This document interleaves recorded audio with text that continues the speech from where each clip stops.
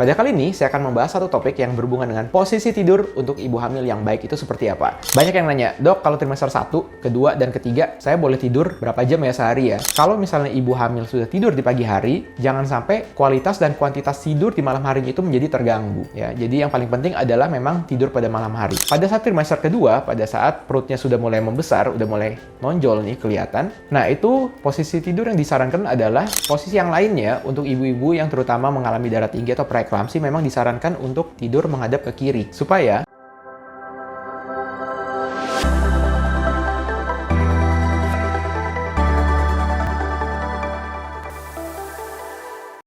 Hai, kembali lagi di channel Dr. Kevin. Gimana? Apa kabarnya semua? Semoga semua dalam keadaan sehat ya. Pada kali ini, saya akan membahas satu topik yang berhubungan dengan posisi tidur untuk ibu hamil yang baik itu seperti apa. Pasti banyak yang bertanya-tanya kan, dok, ini saya tidur miring kiri boleh nggak ya? Miring kanan boleh nggak? Telentang boleh atau nggak? Buat yang pengen tahu, ayo buruan nonton dan jangan lupa juga untuk di-share ke teman-temannya. Semoga video ini dapat tersebar luas dan bermanfaat buat teman-teman yang lainnya.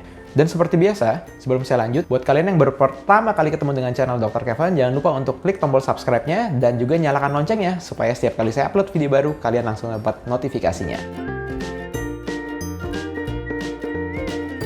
Banyak yang nanya, dok, kalau trimester 1, kedua, dan ketiga, saya boleh tidur berapa jam ya sehari ya? Tidur pada pagi hari boleh atau enggak? Kebutuhan tidur ibu hamil itu sekitar 8-10 jam sebetulnya, dalam sehari. Jadi banyak banget kan mitos-mitos yang mengatakan bahwa ibu hamil nggak boleh tidur pada pagi hari. Nah, itu tidak benar ya. Jadi kalau ibu hamil merasa ngantuk pada pagi hari, ya udah tidur aja. Tapi yang paling penting di sini adalah, kalau misalnya ibu hamil sudah tidur di pagi hari, jangan sampai kualitas dan kuantitas tidur di malam hari itu menjadi terganggu. Ya, jadi yang paling penting adalah memang tidur pada malam hari. Kualitas tidur pada malam hari itu tidak bisa digantikan dengan kualitas tidur pada di pagi hari atau siang hari.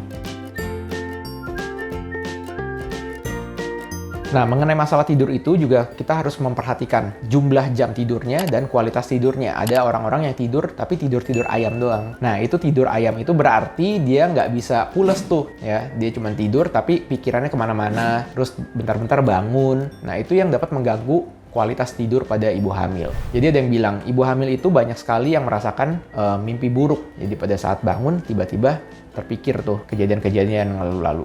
Nggak gitu sih. Nah, jadi ada yang bilang juga ibu-ibu hamil itu lebih rentan untuk mengalami mimpi buruk. Itu ada benarnya. Jadi gara-gara pengaruh hormon, ibu-ibu hamil seringkali bisa merasakan mimpi buruk. Bisa merasakan depresi pada saat hamil. Nah, mengenai masalah depresi pada saat kehamilan, itu bisa kita bahas di konten berikutnya. Kalau mam semua pengen tahu, silahkan komen di bawah ya.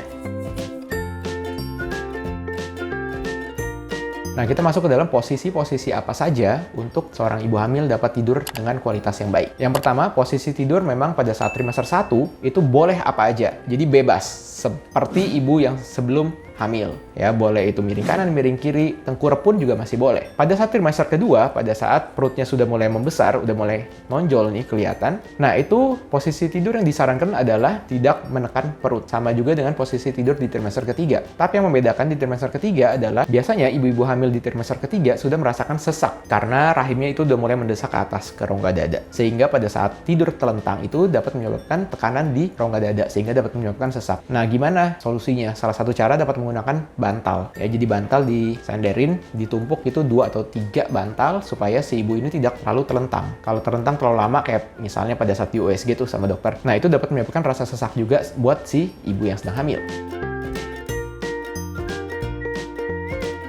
Posisi yang lainnya, untuk ibu-ibu yang terutama mengalami darah tinggi atau preeklamsi memang disarankan untuk tidur menghadap ke kiri, supaya aliran darah itu tidak tertekan. Jadi ada yang namanya pembuluh darah balik yang dari kaki. Nah, pada saat si ibu hamil miring ke kiri, itu pembuluh darah balik yang dari kaki itu tidak tertekan oleh rahim. Jadi jumlah darah yang akan disalurkan balik lagi ke rahim itu dalam jumlah yang cukup, sehingga darah yang masuk ke rahim dan dapat disalurkan ke bayinya itu jumlah darah yang cukup juga. Nah, bagaimana dengan ibu-ibu hamil yang tidak mempunyai penyakit darah tinggi atau penyakit lainnya, dok? Posisinya boleh bebas ya, boleh miring kanan juga nggak apa-apa. Karena banyak ibu-ibu hamil yang bilang, dok, saya kelamaan miring kiri terus pegel. Apakah boleh saya miring kanan? Boleh banget ya, selama tekanan darahnya oke, tidak ada darah tinggi, itu boleh banget untuk miring ke kanan. Jadi intinya adalah carilah posisi tidur yang nyaman untuk mams sekalian. Kadang-kadang letak bayi atau posisi janin yang ada dalam kandungan itu dapat mempengaruhi posisi tidur yang nyaman untuk mams. Misalnya pada saat hari ini mams tidurnya menghadap ke kiri itu nyaman. Pada saat besokan harinya kok miring kiri jadi nggak nyaman ya? Nah, itu bisa disebabkan gara-gara posisi bayinya yang berubah ya, terutama misalnya pada saat letak bayinya itu sungsang. Nah, itu yang dapat menekan ke rongga dada mams. Jadi pada saat mams tidur telentang itu yang dapat menyebabkan sesak napas.